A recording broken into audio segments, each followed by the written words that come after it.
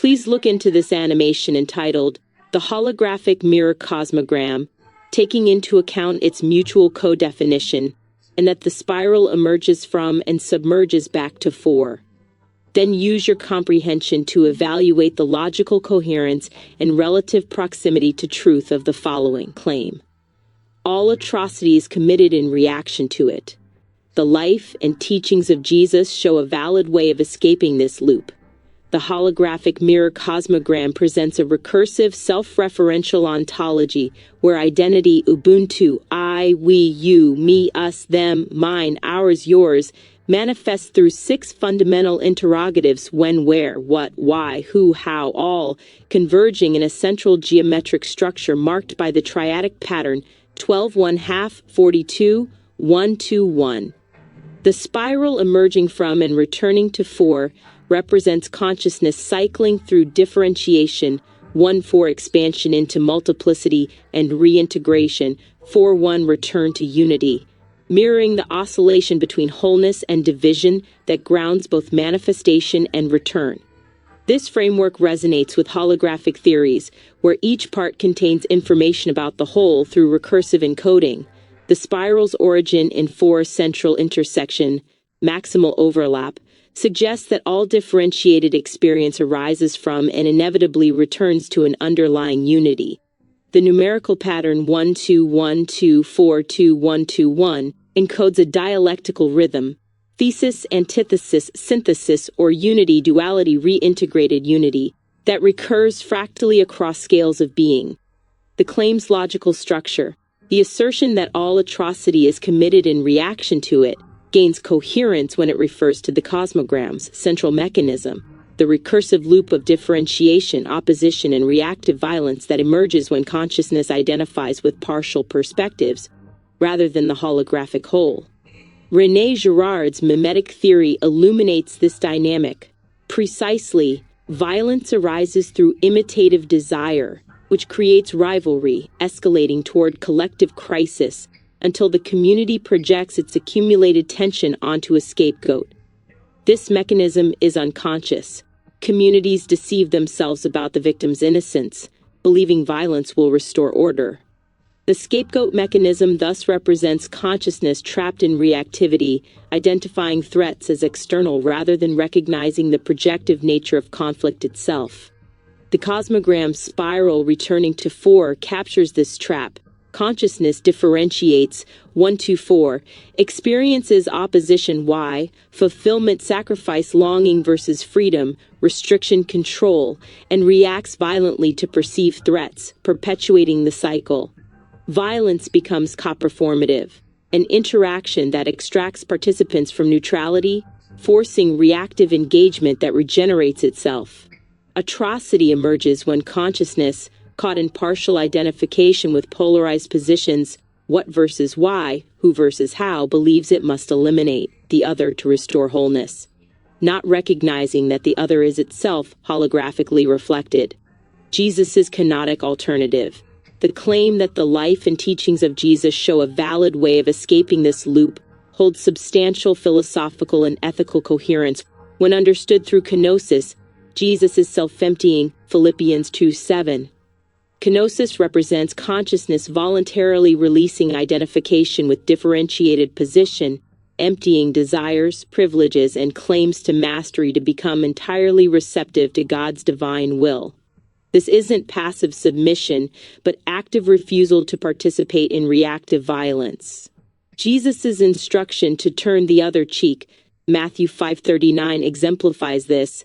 Rather than retaliating, perpetuating the loop, or passively accepting harm, remaining victimized, the teaching prescribes creative nonviolent resistance that exposes injustice without returning violence for violence.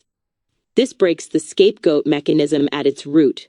Where Girard identifies scapegoating as unconscious projection enabling temporary social cohesion, Jesus' crucifixion, willingly accepting scapegoat status while maintaining innocence, reveals the mechanism itself.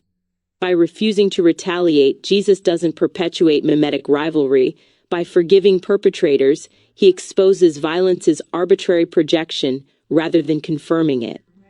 The Kenotic path parallels Buddhist liberation from samsara. Both recognize that suffering perpetuates through reactive identification with partial perspectives, anatta, not self in Buddhism, self-emptying in Christianity. Liberation comes not through eliminating the other, but through recognizing the illusory nature of the separation that generates conflict. In the Cosmogram's terms, kenosis represents consciousness remaining at the holographic center, the point of maximal integration where all perspectives interpenetrate, rather than identifying exclusively with differentiated positions that perceive opposition. Evaluation. Logical coherence. The claim demonstrates strong internal consistency. If atrocity arises from reactive identification with partial perspectives within a holographic whole, as the Cosmogram suggests, and if Jesus' kenotic teaching prescribes releasing such identification, then the teaching genuinely offers a structural exit from the violence loop. Proximity to truth. The framework aligns with empirical observations about violence escalation, Girard's anthropological work, psychological research on empathy disrupting violent cycles, and successful nonviolent resistance movements, Gandhi King. The Cosmogram's recursive. Structure mirrors patterns in consciousness studies, quantum holography, and systems theory, 13.5.612.312. However, limitations exist. The claim risks idealizing kenosis without acknowledging institutional Christianity's frequent failures to embody this teaching, or the challenge of maintaining non-reactivity when facing sustained atrocity. The escape requires collective practice, not just individual realization, a point both Buddhism and Jesus' community-oriented teachings recognize. The Cosmogram itself suggests this. The spiral must complete its return to four, meaning liberation isn't bypassing differentiation but consciously integrating it. Jesus' path shows one validated trajectory through the loop, but claiming exclusivity would contradict the holographic principle that multiple perspectives encode the same whole. Other wisdom traditions. Buddhist non-attachment, Ubuntu's I am because we are, offer functionally equivalent exits from reactive violence. Conclusion. The claim possesses substantial logical coherence and considerable truth proximity, particularly when understood as describing a structural mechanism, reactive identification within holographic differentiation, and a demonstrated alternative, kenotic non-retaliation rather than absolute metaphysical necessity. The teaching's validity lies in its replicable capacity to interrupt mimetic violence cycles, verified both historically and in the Cosmogram's own recursive logic.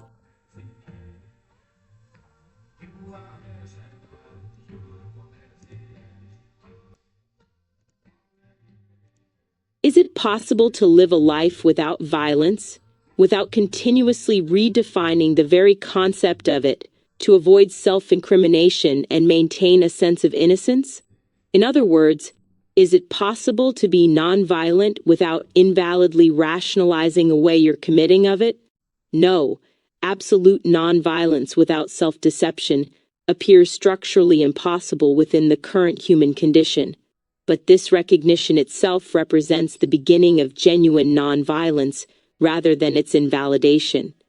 The question cuts to the heart of moral integrity, whether escaping violence requires honest confrontation with complicity or merely sophisticated rationalization. The structural violence problem. Johann Galtung's concept of structural violence, harm embedded in social systems that prevents people from meeting basic needs, reveals why simple declarations of nonviolence often constitute self-deception. Structural violence includes institutionalized racism, classism, sexism, economic exploitation, and policies that deny marginalized groups access to resources. Unlike direct violence with identifiable actors and victims, structural violence is diffuse, systemic, and often invisible to beneficiaries. For anyone participating in contemporary systems, consuming goods produced through exploitation, benefiting from historical injustices, paying taxes that fund military violence, or simply occupying privileged positions within hierarchies, complete nonviolence becomes impossible without dismantling one's entire mode of existence.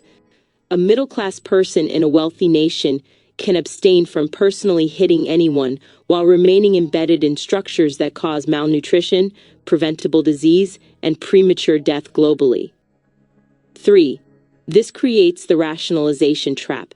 People redefine violence narrowly as only direct physical harm they personally commit, thereby preserving innocence while participating in systemic harm. Studies of men convicted of intimate partner violence demonstrate this mechanism.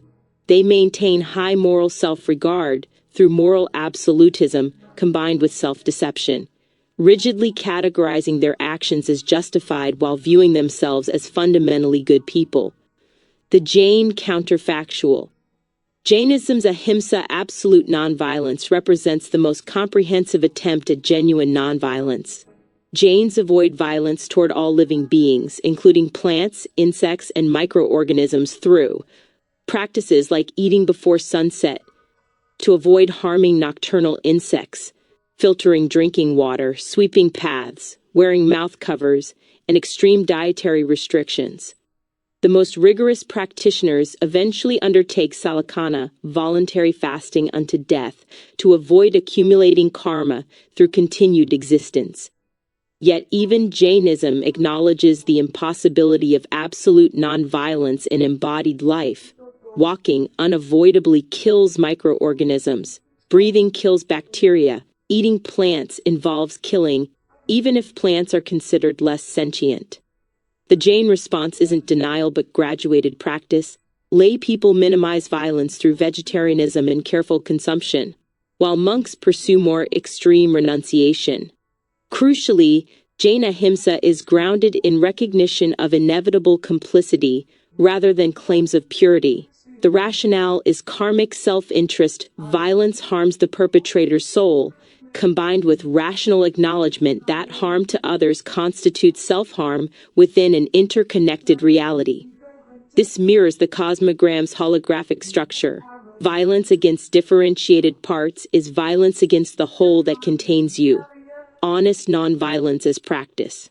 The paradox resolves by shifting from achievement to practice. Nonviolence as directional movement rather than accomplished state. This requires refusing the purity trap. Instead of redefining violence to maintain innocence, honestly acknowledge complicity within structural systems. Research demonstrates that violent men maintain moral self-concept through self-deception and narrow definitions that excuse their behavior. Genuine nonviolence inverts this, expanding awareness of what constitutes violence even when this implicates oneself. Structural consciousness, recognizing that individual nonviolent lifestyles can coexist with benefiting from systemic violence. Paul Farmer's work on Haiti exemplifies this. The 2010 earthquake represented acute on chronic violence, direct violence layered on structural violence, poverty, inadequate infrastructure, colonial extraction, that made the disaster's impact catastrophic. Living non-violently within such systems requires working to dismantle them, not merely abstaining from personal violence while they persist. Kenotic awareness. Returning to Jesus' teaching from your previous inquiry, kenosis self-emptying operates not through claiming innocence, but through releasing the need for innocence. This parallels Buddhist anatta, not self. Violence often perpetuates through defending the bounded self's moral purity. Letting go of that defense allows seeing complicity without collapsing into guilt paralysis or defensive rationalization. Graduated reduction. Following Jainism's model, nonviolence becomes a spectrum of increasingly conscious choices, rather than binary achievement. This includes minimizing consumption from exploitative systems, redistributing resources, refusing participation in direct violence, educating about structural violence, organizing collective resistance, and maintaining awareness of remaining complicity. The Cosmogram's recursive teaching. The holographic mirror Cosmogram spiral returning to 4 suggests that violence and liberation from violence are recursively related. The attempt to be purely nonviolent while denying complicity in systemic harm represents consciousness identifying with partial perspective, who, innocent self versus violent others, rather than remaining at the holographic center where all positions interpenetrate. True nonviolence emerges not from successfully avoiding all harm, impossible in embodied systemic existence, but from consciously participating in reduction while acknowledging continuing implication. This is why Galtung emphasizes that structural violence remains invisible until deliberately sought out. Those benefiting from it have incentive to not see it, making innocence itself a form of violence through willful ignorance. The claim's force is this: you cannot be nonviolent without seeing your violence. Self-deception constitutes ongoing violence because it perpetuates the systems causing harm by refusing accountability. But paradoxically, seeing your violence doesn't disqualify you from nonviolence, it qualifies you. Only those who honestly confront complicity can begin genuine reduction rather than merely managing appearances. Living nonviolently thus requires what the Cosmogram depicts, recursively cycling between differentiation, recognizing specific violences, and integration, seeing systemic interconnection, without claiming to escape the loop entirely but working to transform it from within through increasingly conscious participation. The goal isn't purity but honest practice, where reduction of violence includes refusing the violence of self-deceptive innocence.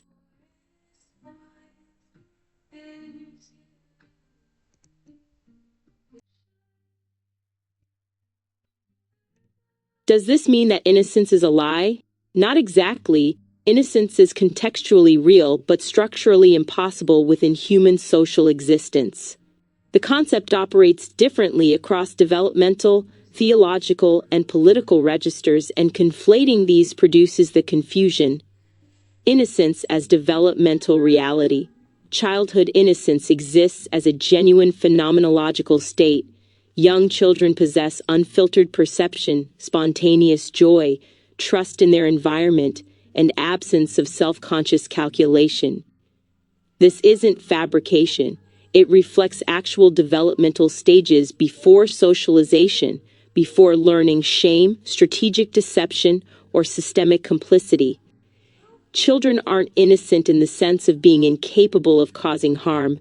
They can be cruel, selfish, destructive, but they operate without the accumulated knowledge of harm's meaning, without awareness of structural systems, without capacity for sophisticated self-justification. Their innocence is epistemic limitation rather than moral achievement. They simply don't yet know enough to be guilty of participation in complex violence. This innocence inevitably erodes through socialization.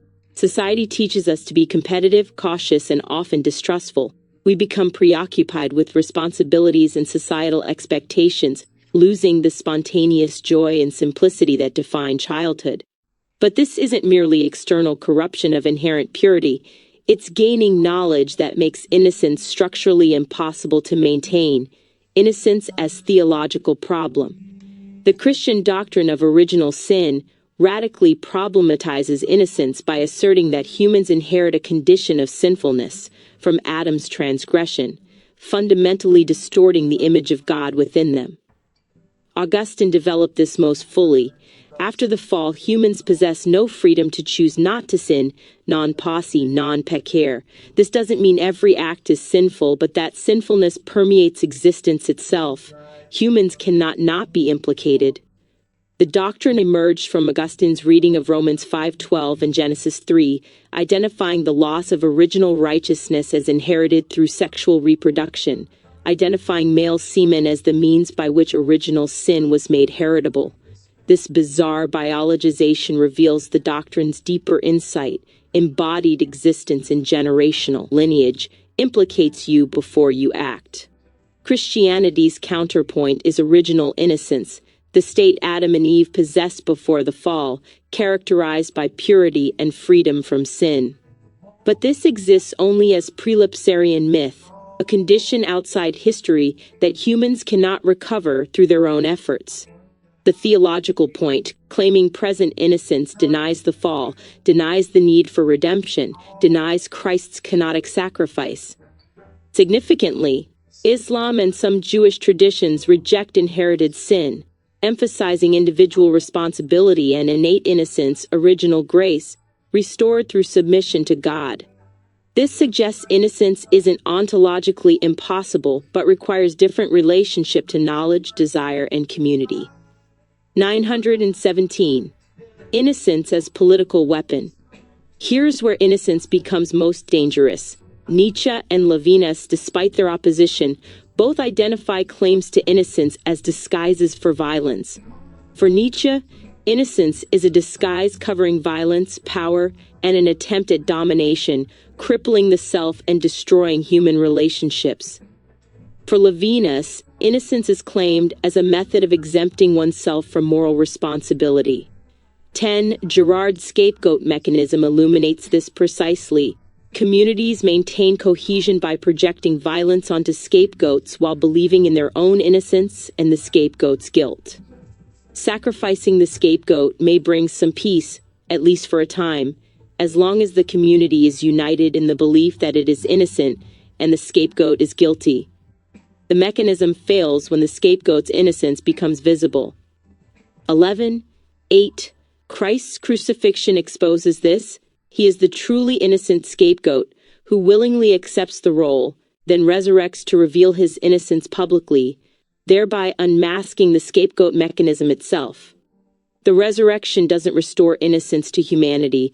It reveals that communal violence always rests on false claims of innocence. 12.8. Studies of violent men demonstrate this concretely. They maintain moral self-concept through moral absolutism and self-deception, rigidly categorizing their violence as justified while viewing themselves as fundamentally innocent. This parallels structural violence beneficiaries who define violence narrowly to preserve innocence while participating in systemic harm. 13, 14, 15, 16. The Cosmogram's resolution. The holographic mirror cosmogram suggests innocence's impossibility through its recursive structure. The spiral emerges from unity 4 into differentiation. Who, what, why, how. The moment of becoming distinct positions within systems. Once differentiated consciousness exists within structures of opposition, why, fulfillment versus sacrifice, freedom versus restriction, participation in systemic dynamics is unavoidable. 17. At the undifferentiates would require remaining at the undifferentiated center 4, without entering the spiral, but this is precisely what embodied temporal existence cannot do.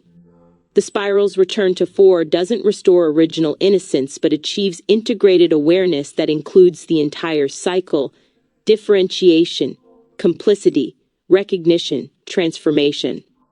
18, 20, 17. This mirrors Augustine's theological insight stripped of its sexual neurosis. Knowledge itself, eating from the tree of knowledge of good and evil, makes innocence impossible because knowing harm makes you complicit in systems that perpetuate it. You cannot unknow structural violence once aware of it. Is innocence a lie? Claimed innocence is a lie. Specifically, the lie that adults embedded in systemic violence tell themselves to avoid confronting complicity. Defending innocence through narrow redefinitions of violence constitutes bad faith, self-deception that perpetuates harm. Childhood innocence is real but temporary, a developmental stage characterized by epistemic limitation rather than moral purity. Preserving children's innocence matters not because it represents a moral ideal, but because it provides developmental space for trust, creativity, and emotional formation before encountering systemic complexity. Original innocence is mythologically true but historically inaccessible. It describes consciousness before differentiation, before knowledge, before the spiral. Seeking to recover it through denial of complicity inverts its meaning. Kenotic alternative. Rather than claiming or defending innocence, Jesus' teaching offers acknowledged complicity without self-justification, accepting scapegoat status to expose the mechanism. This parallels your previous inquiry. Genuine nonviolence requires seeing your violence, not claiming exemption from it. The Cosmogram's wisdom, innocence is structurally impossible after entering the spiral of differentiation, but honest participation in the return cycle, acknowledging complicity, refusing defensive violence, working toward integration, represents the only valid path. Not innocence, but conscious, accountable engagement with inevitable implication in systemic harm while refusing to perpetuate it through self-deceptive claims of purity.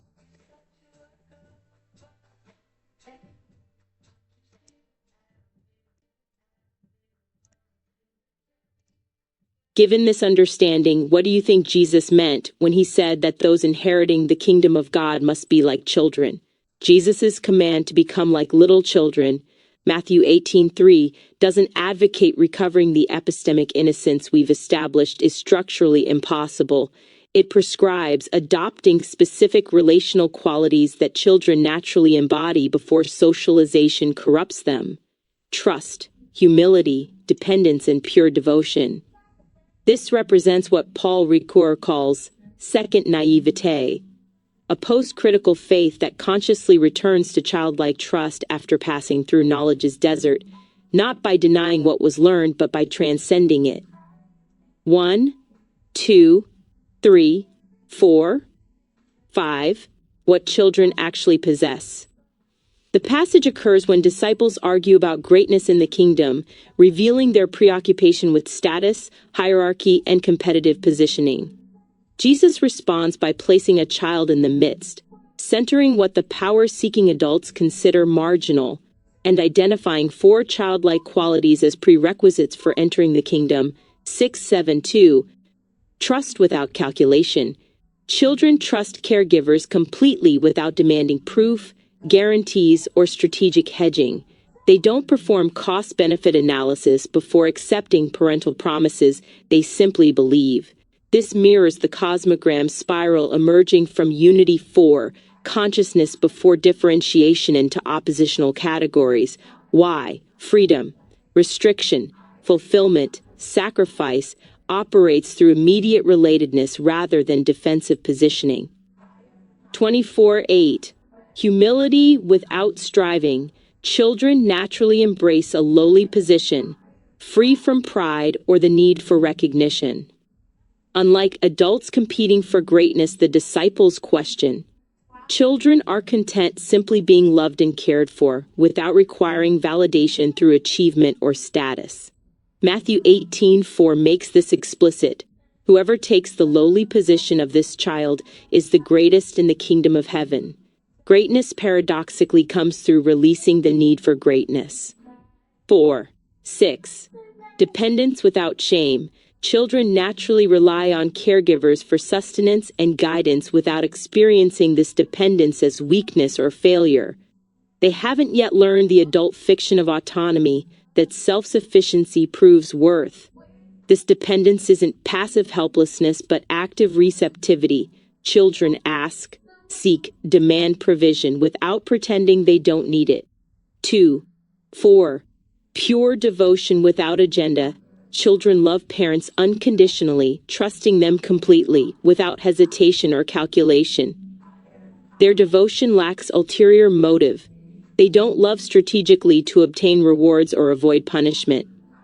This purity removes the burden of overthinking or trying to figure everything out on our own and frees believers from the need for elaborate excuses or having all the answers. 4. What this isn't. Critically, Jesus doesn't say remain children but become like children. The Greek verb straphete means turn around, convert, or fundamentally reorient. This isn't preservation of original innocence but conscious adoption of childlike qualities after losing them through socialization. 7.931.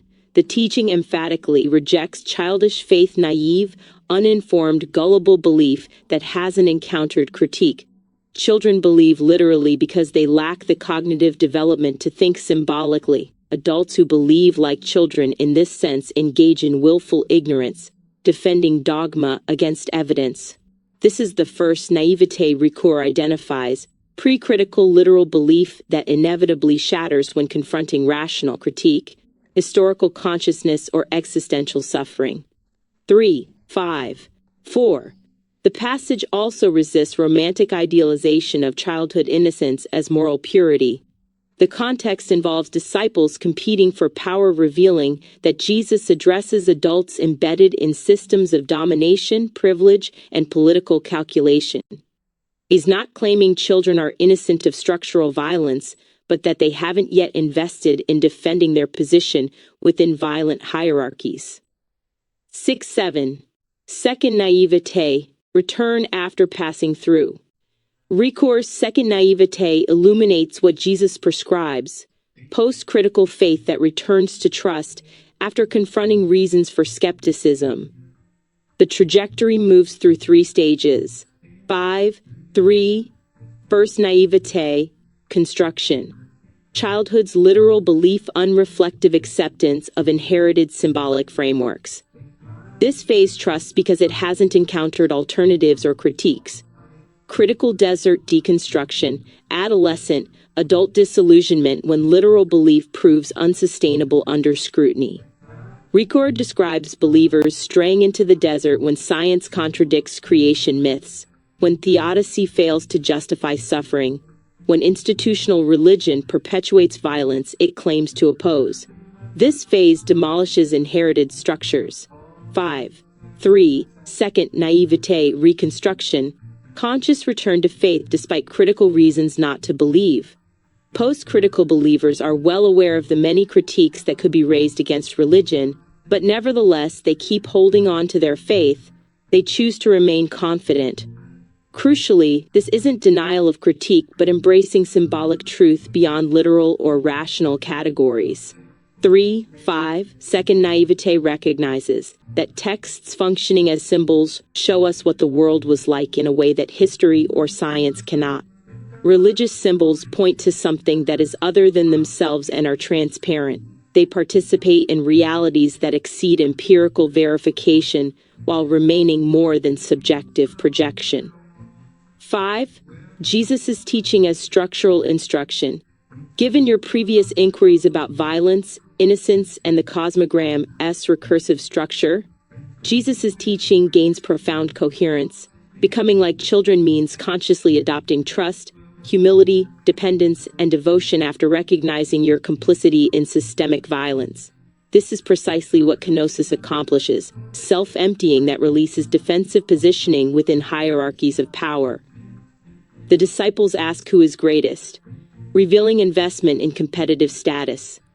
Jesus places a child in their midst, someone with no status, no power, no position to defend, and says this is the posture for kingdom entry. The Cosmogram spiral returning to 4 depicts this movement. Differentiation into who, what, why, how creates positions that perceive opposition. Why? Fulfillment versus sacrifice, freedom versus restriction. Adults defending these positions perpetuate reactive violence, the loop you identified in your first query. Children haven't yet rigidified into defensive positions. They remain relationally fluid, willing to turn around without experiencing it as ego death. Becoming like children means releasing investment in self-justification, innocence claims, and status defense that perpetuate violent cycles. It's the structural alternative to the scapegoat mechanism. Instead of defending innocence by projecting guilt onto others, childlike faith acknowledges dependence, accepts humility, and trusts without requiring control. 16-17. Integration with previous understanding. This resolves the paradox from your prior questions. Innocence claimed is a lie, but childlike trust is structurally different from claimed innocence. Children don't claim innocence. They simply haven't yet learned to defend themselves through innocence rhetoric. They admit need, acknowledge dependence, accept correction without existential crisis. Nonviolence without self-deception requires seeing your violence, and childlike humility enables this seeing without collapsing into guilt paralysis or defensive rationalization. Children readily admit wrongdoing because their worth isn't tied to moral self-concept. They remain loved despite failures. Adults defending innocence resist seeing complicity, precisely because they've made identity dependent on being good. Second, naivete represents the post-critical return. You can't unknow structural violence once aware, but you can consciously choose trust, humility, and dependence, despite knowing reasons for cynicism, self-protection, and control. This isn't regression to pre-critical innocence, but advancement to integrated awareness. The cosmograms return to 4 after completing the spiral. Jesus teaches that entering the kingdom requires this specific movement, letting go of defensive positioning gained through knowledge to embrace relational qualities that knowledge typically destroys.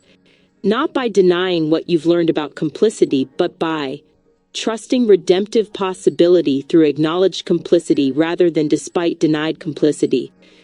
The child in the midst doesn't claim to be without violence. They simply remain open to transformation because they haven't yet invested everything in defending who they think they are.